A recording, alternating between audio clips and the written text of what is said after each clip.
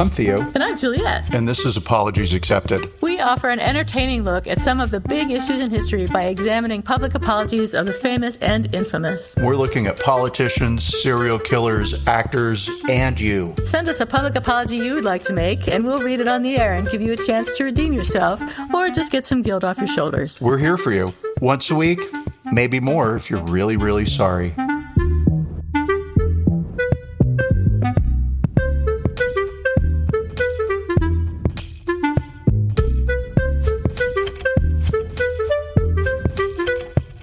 Everybody.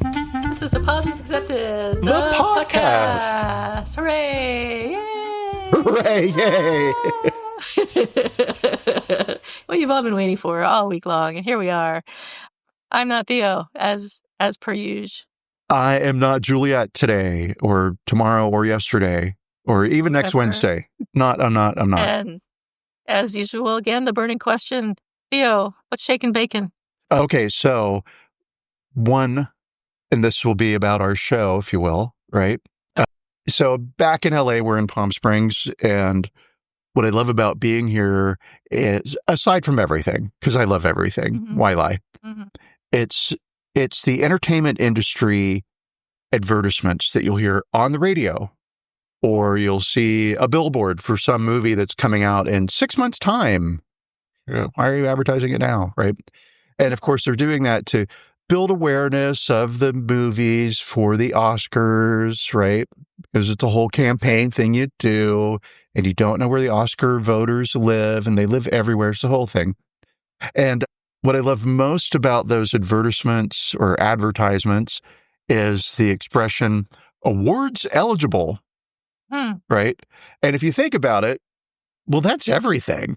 Everything is eligible for an award, probably. These cookies that I made, award eligible. I could send them to the James Beard Institute and ask them to judge my cookies. And they would win. But of course. And so new this year, how does this relate to our show? What's going on aside from the fact that we're awards eligible, everybody? Fantastic. They're going to be giving Golden Globes now to podcast. Oh. The Golden Globes will be awarding a Golden Globe to one podcast. Best podcast. Is there a category? Oh, just one. I was going to say, is there a category for under 25 listeners? So no, because we've got that one sewn up. But I was just like, wow, really? For podcasting? And eventually, because you reach a good point, or you're making a good point, they'll have to. There's going to be a Golden Globe for the news podcast and a Golden Globe for like the comedy podcast. But right now it's just a Golden Globe, I guess, for the best podcast of all time. And interesting, crazy, the media landscape is shifting so much, so quickly. And I think in 3 years' time, this idea of turning on CNN will not be the go-to. It's going to be, what does my news source, Katie Fang from CNN, has just started her own YouTube news and show, right? Okay. Partnered with the Midas Touch. And so I'm interested in seeing how all of this will play out in terms of news sources and how it will shift the media culture. This would be a great segue into our topic. And so I want to know, though, before we do segue into our topic, what are the top contenders for the podcast awards for the Golden Globes? Do we know? I only know that they are, and I know this from listening to a podcast, right? But I will say that I believe everything I hear from Kara Swisher and Scott Galloway on Pivot, because I know they know the people and they know what they're talking about when they say, oh, I had lunch with XYZ, named a famous person. They did have lunch with that person and they talked about this topic. So the Golden Globes, it'll be the top 25, and they're going to determine that based off of advertisers. And the advertisers determine that, because it's still hard to quantify how many listeners do you have. You can really only rely upon downloads. How many downloads do you have? Right now, they probably do have a very expensive way of getting to how many listeners listen to your show all the way through, right? Mhm. But right now, the stats are driven by downloads and then listeners for more than 10 seconds, with the presumption I being see. that if you have an hour-long show about feet, that the All right. person who listened for 10 seconds listened to the very last toe. I see. Yeah. Got it. Makes sense. Yeah, so Perfect. don't know. I know the Pivot's up there, or Pivot podcast is up there. I would imagine My Favorite Murder is also Probably. up in there, right? I was thinking Mark Maron might be one because I think he's still pretty popular. Very. Maybe some of those right-wing assholes that have the stupid podcast. So the number one podcast in America for the last 8 weeks has been The Midas Touch. They're beating Joe Rogan. Oh, I didn't know that. Yeah. Nice. I mean, on one hand, I'll say crazy. Who would have thought? I did, but then it gets into, well, I'm glad they have the number one show, right? But then I guess it gets into who is listening. And at that stage, I don't know. I don't know who all of the listeners are to the Midas podcast, but I'm one of them. And I'm going to say I like the podcast well enough, but it is one of those news shows that's all about Trump is so dumb. And it's like, the news isn't that he's dumb. Right. The news is the dismantling of, like, tell me what's happening, not your opinion about the person, right? Because when he's dead, there's still be dismantling, there's still be all of this anti-science, pro-religion, yada, yada. Yeah. Yeah, don't know. That's my long Midas Touch thing. So, number one, beating Rogan, great. But yes, some of the right-wing guys like Joe Rogan will also be there. And, who's going to win? We'll see. When are the Golden Globes? I'm sorry I'm pelting you with all these questions that you don't have answers to. But oh, well, I know. I assume you know more than me. I do, on every topic of all time. Thank God someone does. So award season runs January through March, and the Oscars were always the last event, and that was at the end of March, very close to my birthday. Then the Oscars started to have some feelings about how the Golden Globes were getting all the spotlight, because kind of the formula was the winners at the Golden Globe kind of were the driver for the Oscars. And then the Oscars started to feel, well, we're at the end of the calendar, and so everybody's already seen that this show has won, and so we need to be earlier than all these others. And so they moved the date, and now I'm always like, I still think the Oscars is at the end of March because I'm 1,000 years old. And now I don't know when it is. But the Golden Globes still come first. Like, they don't have the Oscars before the Golden Globes. Got it. I don't think.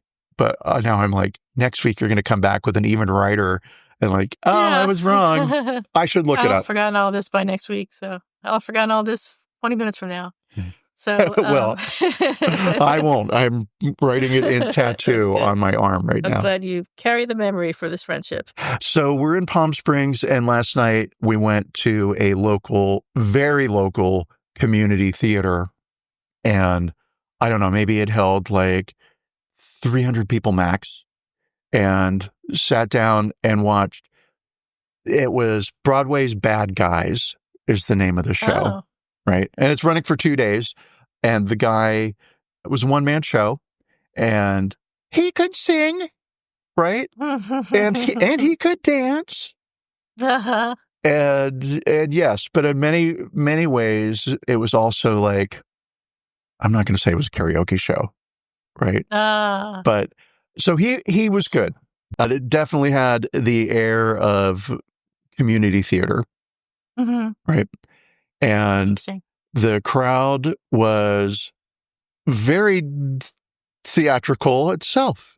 There were some people who were dressed in some way, and this is not a judgment, but it's a judgment. There was this guy who was dressed in these high-heel green shoes and this neon green mini skirt, micro skirt. And everybody seemed to know who he was. And because during intermission, he ran up to people and talked to them, and nice guy, sat beside us and kept crossing and uncrossing his legs during the show. And I was like, I know something's going to spill out. Like, I know that's the point of the crossing and uncrossing. Like, something's happening here because nobody crosses their legs that often, right? And a lot of skirt adjustment. But I didn't want to. This isn't the bacon, right? But so, on one hand, I'm going to say the show, let me go see it. But by the time this airs, it's only 2 days, so it'll be over. But it was also the guy's birthday, the performer's birthday. Oh. And so at the end of the show, with this, of course, the obligatory standing ovation, right? He made everybody sing happy birthday to him.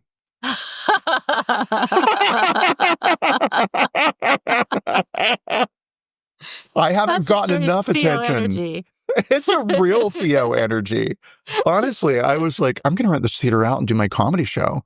Just get up on stage and start talking and make it up, right? Get 300 people there, no problem. Oh, I mean, what else is there to do? And I'll say, like, the most expensive ticket was $30. So this was a very affordable, fun, goofy, weird, local community thing to do. And the piece that I loved about it, again, he could sing. I'm not bagging on his singing. I couldn't sing and dance and keep people entertained for, I think he did maybe 15 songs. And so in that local community theater kind of way, all the songs were from Broadway. But I'd heard of the shows. Never heard any one of these songs before in my life. Wow. Not a one, with the exception of the song from Les Mis. Oh, yeah, this is the bacon. With the exception of the song from Les Mis, right, which he did near the end of the show. And he had a good voice, a deep baritone voice. But yeah, again, a lot of Theo energy coming off of that stage. I was like, I see you, brother. I know who you are. And we had front row, brag, seats, right? Nice. And so, upon occasion, he would single out somebody in the audience, usually in kind of the middle rows. And it's a small theater, so this wasn't like any great distance.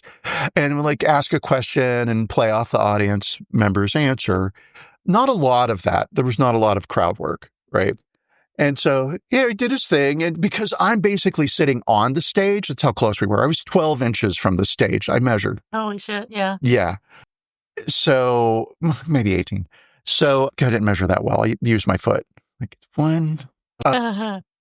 So, I'm smiling a lot and sending a lot of, like, energy up to him throughout the whole show because I don't want to give off a look that's like, this is fine, but it's kind of high school. So, he finishes a song and then he's like, I don't know, whatever kind of, Broadway is filled with villains. And we've seen a lot of them tonight. And villains are everywhere. And he looks dead at me and he said, who's your favorite? And I said, tonight? Because my favorite villain of all time? And does it have to be a guy or the favorite villain that you sang tonight? Like, and so here's my criticism of the show, right? And sorry, everybody, but I do think that I'm a writer. And this was a show that was produced by the talent, the singer, right? And during the course of the show, he'd be singing about a villain doing a thing, right? And he would be like, yeah, the common bond between all these villains is a woman broke their heart. And then he would sing some song about a villain whose heart was broken by a woman who's then going to destroy the world or whatever the song was. And then it got kind of personal for a moment where he was talking about his parents and, sort of how his relationship with his parents really drove him to singing and dancing and this interest in villainy. And I was like, all right, so far the story arc of the show has been about villains on Broadway, but now we're bringing in this person. It's a show about you? Is this like a memoir kind of thing? Is it a one? What's going on? And so for me, that just the show went off the rails, right? Just in terms of like, what's the point? What are you telling the audience? Right? Is this about your sad childhood, or is this about villains on Broadway? Right? What is it? Right. I don't know. And so that's why I was kind of thrown. After he sang after he had everyone sing happy birthday to him, it became clear that it was about him. Yeah, absolutely. Okay. And so after we sing happy birthday, he then hugs everybody in the front row. It started off as a handshake. Oh. He gave a handshake too, right? And that quickly moved into hugs because it's Southern California and everybody hugs everybody. Ew. And he was a lovely guy. He was so sweaty. But he was dancing nonstop. Like, I get it. You could see the sweat dripping off of him. Like, he gave. I'm going to throw up. He gave. We saw another one-man show in Austin in a restaurant, and it was as bad as it already sounds. This guy was so full of himself in Austin. Yeah. The show opened. This was the opening. Yeah. He swings over the audience, over the restaurant floor on a trapeze. Oh, my God. Singing. Oh, my God. Yeah. I don't remember how he got to the stage. I don't remember anything other than that, right? Holy shit. One of the worst things. It was so bad it was good, but also it wasn't trying to be. Just and bad. We were there with friends who were very, very, very into this actor and close personal friends with him and had financed the show that he was singing in the restaurant, right? So I couldn't do anything other than, brilliant. The feather boa and the trapeze. Mwah. Anyway, that's my bacon. So when I said, I want to know who your favorite villain is. Well, I said tonight, and then he said something I didn't catch and moved on very quickly because, it was because I hadn't enjoyed the show all that much, also, and I didn't want to let that out of the bag. I'll do it behind a microphone in front of 500 people each week, but not, So, so there we go. Who is your favorite villain, though? Do you have one? So of his show, I thought that the song from Les Mis was best, right? Okay. Well suited for his voice. Mm-hmm. Do I have a favorite male villain of Broadway? Not really. Yeah. It'd be hard for me to pick. I mean, they're not all the shows aren't about villains, so. Well, right. And then also I think the female villains are more fun. So I'll give you Ursula from Little Mermaid. Okay. Yeah, she's going to be in my number one. She's the only one I can think of. Mary Poppins. God, what a bitch. For sure. All right. So anyway, that was my bacon, discovering the local community. And at the end of the show, after getting the sweaty hug and the happy birthday song, everybody was kind of smiled and milled about for a few minutes and, moved out to their cars. But it definitely felt like a community of people. And I really enjoyed that vibe. Like, wow, nice. This is good. Like, I can imagine seeing these people tomorrow at a church picnic, although we don't go to church and picnic. You're coming to church with me, Juliet. Holy shit. That's making me ill. I think about church, I get physically ill. Maybe I'm a villain. All right, so I have no bacon, so we're just going to skip over that like it didn't even happen. But we are going to talk about one of my favorite things, ChatGPT and AI, today as our apology, because this month the Chicago Sun-Times published a summer reading list in a special section called Heat Index or something. And there were several book titles in its summer reading list, which were actually found out to be entirely fictional. Interestingly, the titles were attributed to real authors, well-known authors. And so this confused the heck out of everybody. The reading list had 15 books on it, and 10 of which were fabricated by generative AI tools. Two of the most notable fictitious titles were Tidewater Dreams by Isabel Allende and The Last Algorithm by Andy Weir. And not only were the titles non-existent, but they were also accompanied by fabricated descriptions and endorsements. So the fun thing about this is that these are titles that you would think people would actually write. Like, I could totally see Andy Weir writing a book called The Last Algorithm, and I could totally see Isabel Allende writing a book called Tidewater Dreams. So GPT is amazing. ChatGPT or AI or whatever they use, which I think is probably ChatGPT. And the freelance writer, Marco Buscaglia, who actually produced this content, did utilize AI tools like ChatGPT. And he admitted to not verifying the content, saying, I do check things out. But in this case, I totally missed it. So King King Features syndicated the material, and so it went out to the Philadelphia Inquirer and some other newspapers as well as the Chicago Sun-Times, and apparently nobody at any of those papers reviewed the material before they went ahead and published it. So the incident sparked significant backlash. The Sun-Times did issue an apology, which we will get into in a few minutes. The Philadelphia Inquirer removed the section from its digital edition and acknowledged the breach of its editorial standards. And the Sun-Times Guild, which represents the newspaper's journalists, expressed deep concern over the incident, highlighting the dangers of unvetted AI-generated content and its potential to erode public trust in journalism. This underscores the challenges and risks associated with integrating AI into journalism, particularly when the content is not adequately reviewed by human editors. I wonder if you could get ChatGPT to verify itself. Probably one day. This serves as a cautionary tale about the potential for AI to produce convincing yet entirely fictitious information, emphasizing the need for rigorous editorial standards and fact-checking in the digital age. The incident offers a cautionary real-world case study of a persistent problem in generative AI, which is known as hallucination. In AI, a hallucination refers to when a model confidently generates false or made-up information. It's not an error like mistyping a word or misquoting a source. It's a fluent fabrication that sounds plausible but isn't grounded in reality. And ChatGPT, who I had write the script, says, think of it as an overly confident friend who remembers things that never happened. AI doesn't know facts. This is the most interesting thing about AI. It predicts sequences of words based on patterns in its training data.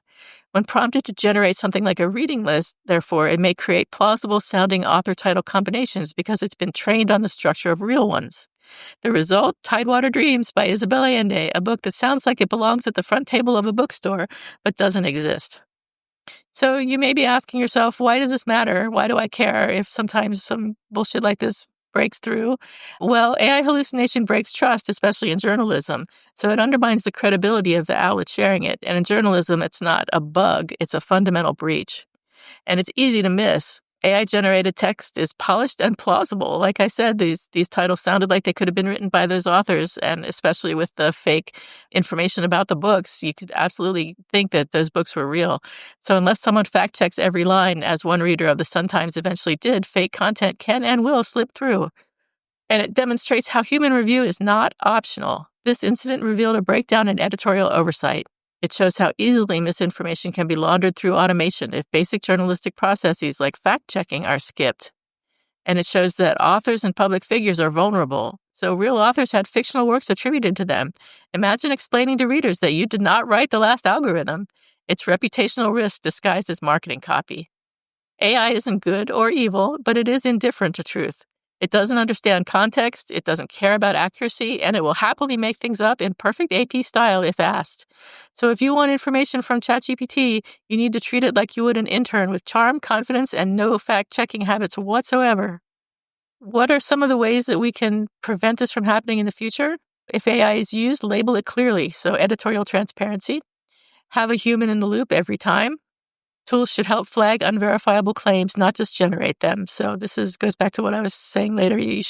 AI should be able to identify things that are false, that it creates itself. And the age of if it's in print, it must be true is now gone. Critical literacy is no longer optional. Readers need to be skeptical. So this Sun-Times incident isn't just a funny goof. In a world where AI can produce endless plausible-sounding fiction, the role of human discernment becomes more crucial than ever. And I do have the apology. It's a little bit long, but I will go through it in a minute. First, I wanted to check in with you, Theo, and see what you think about all this. Because you don't use ChatGPT as much as I do, I don't think, unless you've started to recently.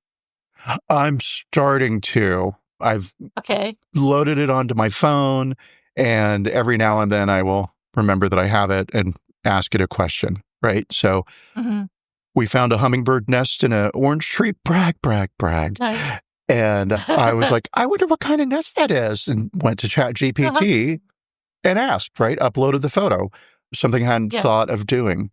We were at a restaurant the other night, and James used ChatGPT to help select a wine, something I would never think of doing. Yeah.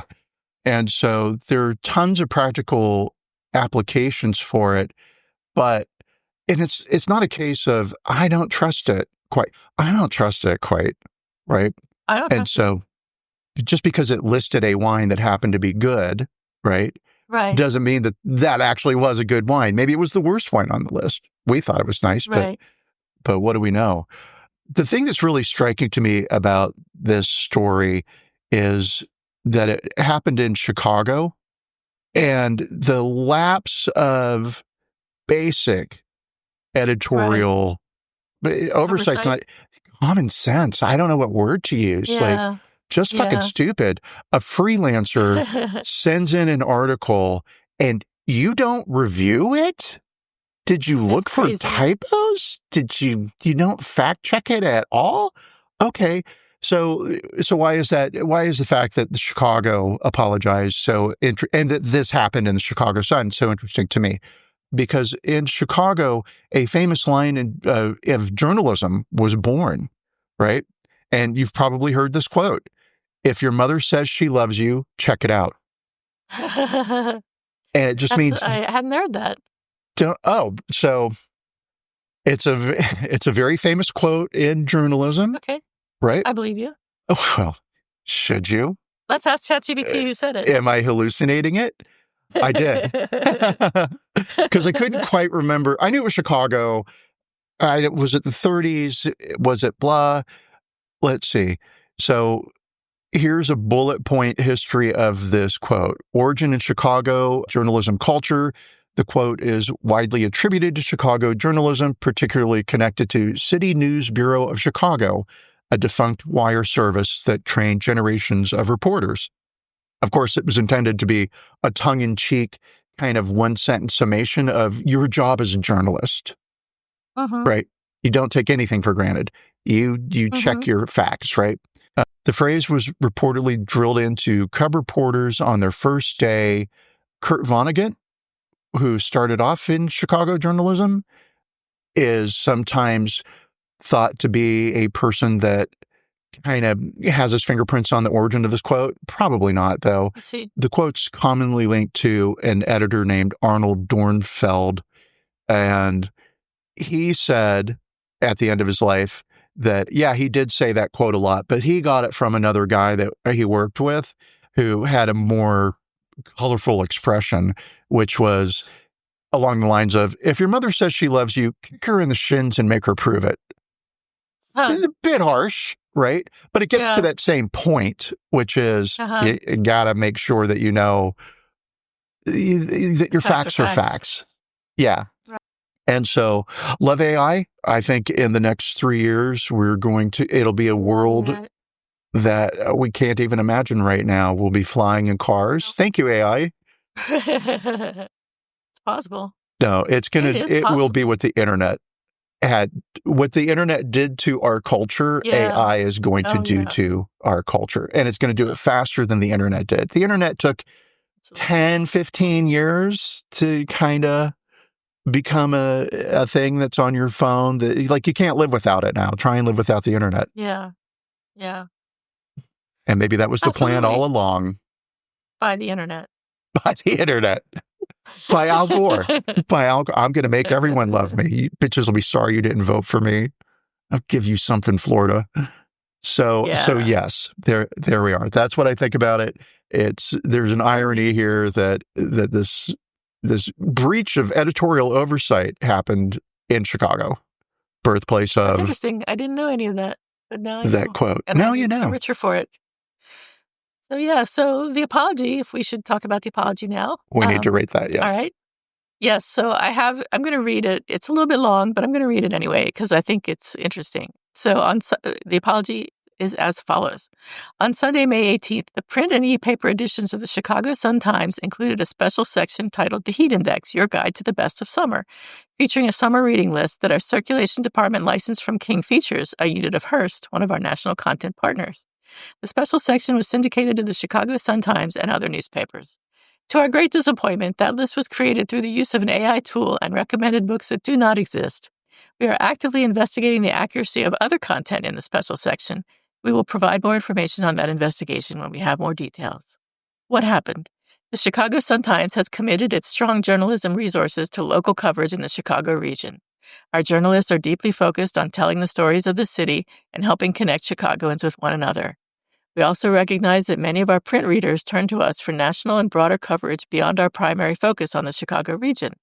We've historically relied on content partners, such as King Features, for syndicated materials to help supplement our work, including national articles as well as comics and puzzle books. King Features worked with a freelancer who used an AI agent to help build out this special section. It was inserted into our paper without review from our editorial team, and we presented the section without any acknowledgement that it was from a third-party organization. King Features released a statement to Chicago Public Media saying it has a strict policy with our staff, cartoonists, columnists, and freelance writers against the use of AI to create content. The Heat Index Summer Supplement was created by a freelance content creator who used AI in its story development without disclosing the use of AI. We are terminating our relationship with this individual. We regret this incident and are working with a handful of publishing partners who acquired this supplement. The Chicago Sun-Times goes on to say, we are in a moment of great transformation in journalism and technology, and at the same time, our industry continues to be besieged by business challenges. This should be a learning moment for all journalism organizations. Our work is valued and valuable because of the humanity behind it. At Chicago Public Media, we are proud of our credible, independent journalism created for and by people, and part of the journalistic process is a commitment to acknowledging mistakes. It is unacceptable that this content was inaccurate, and it is equally unacceptable that we did not make it clear to readers that the section was produced outside the Sun-Times newsroom. Our audience expect content with our name on it to meet our editorial standards. What we are doing, subscribers will not be charged for this premium edition. The section has been removed from our e-paper version.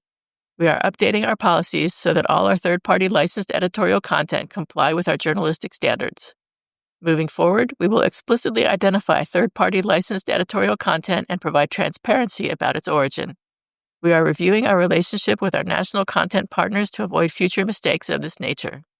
We are committed to making sure this never happens again. We know that there is work to be done to provide more answers and transparency around the production and publication of this section, and will share additional updates in the coming days.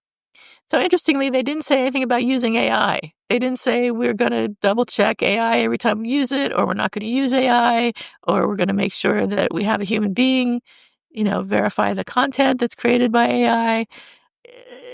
It's interesting. That's what you'd think that would be one of the first things they would say. Actually, I had not noticed that, right? And I thought that was a pretty highly rated, I'm giving away my big reveal, but, I was giving it, and I still will give it a good score, because I think they've really addressed what they're going to do to prevent this in the future. And I don't feel in the Sun's apology that they've thrown anybody under the bus. Right. Right. Whereas the Inquirer's apology, I always forget that paper, but yeah, I think it is the Inquirer.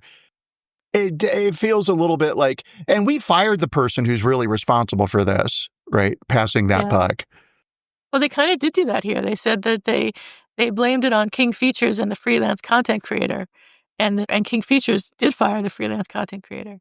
But so yeah, we'll have a difference of opinion about that one.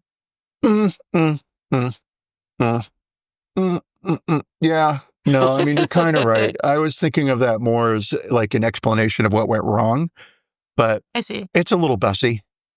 Little what? Bussy. Throwing Bussy? Under the bus. Yeah, I made it up. It's a new expression. Okay. Listen, all the cool kids are saying bussy now. Oh, no. Well, in a different context. Oh, shit. Oh, God. Oh, no. I was like, Theo.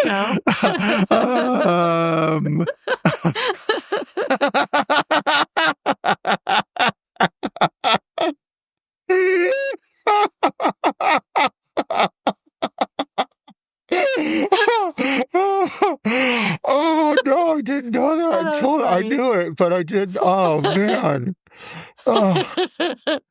Oh, God. No, the cool kids are not saying that at all. We can't cut it out. Throwing one under the bus. Bussy. Hi, Grandma. You don't know words, Theo. Stop making shit up. Yeah, so anyway, So what did you rate this apology? if you gave it a rating. Initially, it gave it an 8, but after the Bussy thing, That's good. it's a solid 6. Well, I went through the criteria and I looked at it. I said, was there an expression of regret? Not explicitly. They didn't really say we regret that this happened and we're going to do whatever. That's a separate part. But I'm going to say not explicitly an expression of regret. They did have an explanation of what went wrong. They blamed it on King Features. The acknowledgement of responsibility, not really. Again, they blamed it on King Features and the freelance content creator. Declaration of repentance? No, not really. Offer of repair? Yes, they did say what they would be doing, although they didn't say that they would be addressing AI in particular. So I'm going to give that a half. And then request for forgiveness? No. So I'm going to give this, I think 3 weeks in a row now, I've given something a 2, it feels like. So I'm going to give it a 2.5 just to break the streak. It was a lengthy apology that could have been better. That's my vote. All right, cool. So we're coming out at a We 4. average about somewhere near a 4, yeah. Yeah. And again, initially I was giving it an 8 because I really felt like they had taken steps to remedy the situation and explained what they're going to do moving forward. But after your very careful analysis, they've lost 2 important points for me. 6. I am going to say, though, that Yeah. Go ahead. I was going to say, but funny that I think it's like just a little bit better than average, and you're like not even close to worthy. I do like that they said that the people are key to the whole process of writing articles and being reliable and trustworthy. I do like that a little bit, so I gave them the extra 0.5 for that. So, yeah. You're a giver. I think that's important. I'm a giver. So approximately 4 out of 10 today for the Chicago Sun-Times and their snafu. And I do want to read The Last Algorithm by Andy Weir. So maybe he'll write it now. I don't know. I did look on someone's page, one of the authors, to see if they were going to write the book now that it had been described and titled, but or if they were even going to say anything about it, but they hadn't yet. So we'll see. We'll see what these authors have to say. Well, this is where we learn that AI can see into the future. Oh, yes. When all of these books are written and published because the AI inspired the authors to write these stories. What a great idea for a book. I'm going to write it. Yes. You should. It's like AI well, not me. I meant Isabel Allende when she reads she wrote I thought you were Tidewater. A book about AI predicting being a time traveler. No, I don't have enough interest. All right, so I do not have a apology accepted or who's sorry now because I knew this was going to be kind of a long podcast today. But do you? I do, actually. And so I'm quite surprised it's a who's sorry now, and I'm the one who is sorry now. And this is where I'm surprised. I am sorry, and I apologize to Amy Coney Barrett of the Supreme Court. Okay. Yes. Yeah. And so... What did you do to her? I did not give her enough credit, and I'm still not. There's still a little bit of something's fishy in the state of Denmark. Something's rotten. I don't know that expression. Yeah. So here's what happened. There was a court case. We'll start at the beginning. So St.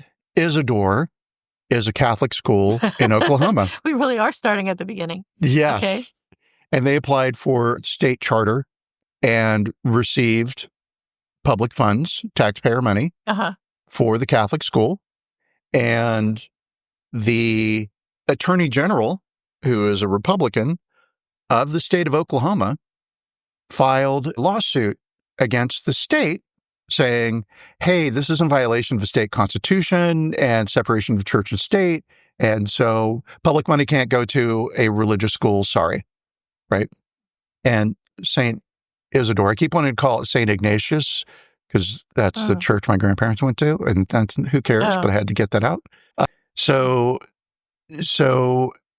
St. Isidore received these public funds, and the Oklahoma Supreme Court sided with the Attorney General. And again, important for me to stress that he is also Republican, and this is Oklahoma, more conservative state, more religious state for our international listeners. And so, okay, it gets appealed and goes to the Supreme Court. And with the structure of the Supreme Court as it is today, I'm surprised that we don't already have a theocracy in place in the United States of America. But the Supreme Court met And it was a tie, 4-4. 4 justices said, Uh-huh. yeah, 4-4. 4 justices said, yeah, give that public money to the religious school. It's a freedom of speech issue. And the state's being denied its freedom of speech by giving public money to a religious school, right? We support this school. We like what you guys are doing. And then, of course, the other 4 justices were like, separated church and state, guys, this is pretty fucking basic. What are you doing? We have 9 sitting justices. So how was it a 4-4? Amy Coney Barrett recused herself because she is close personal friends with one of the attorneys on the case. Now, the attorney, she is close personal friend, which is what you should do and what she did, right? And my apology comes from, I didn't expect that of her. I thought she would do like, what's his butt, Clarence Thomas, and just be like, oh, I'm never recusing myself because I like money and I'm going to make sure I get it. Yeah. Yeah. So hats off to you, Amy Coney Barrett. However, I do think something's fishy in the state of Denmark. Her friend Something is definitely fishy. supporting the school. Why would you? Right. Right. She's the attorney for the school, not the attorney for the opposing side. So, however, Coney Barrett did step aside. I feel like this whole thing was cooked up to get to the U.S. Supreme Court.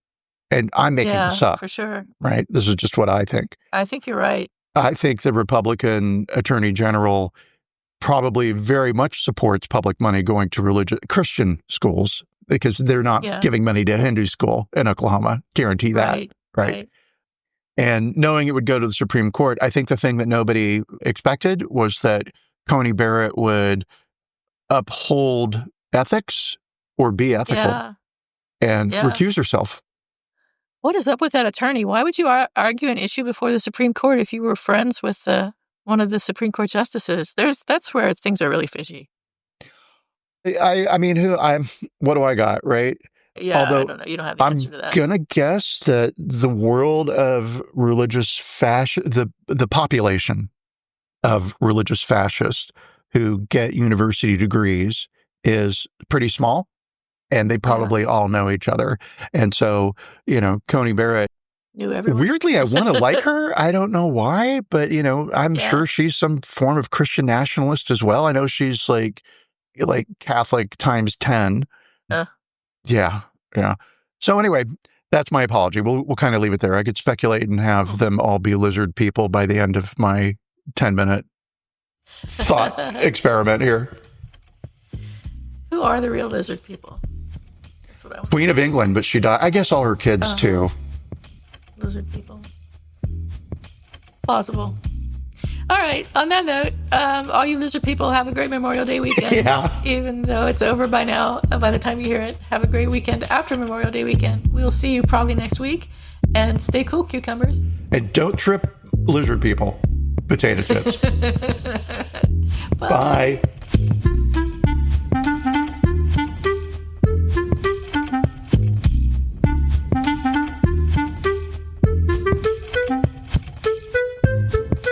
Thank you for listening to Apologies Accepted, the podcast. You can find links to the articles and the sources in the show notes. To submit an apology or find out more, visit us at apologiesaccepted.net, where you can also find our merchandise. We're on Twitter at Apologies Accepted. And on Instagram at apologies.accepted. You can support our important work at Patreon.com/Apologies Accepted. And fuck Facebook. Bye. Bye.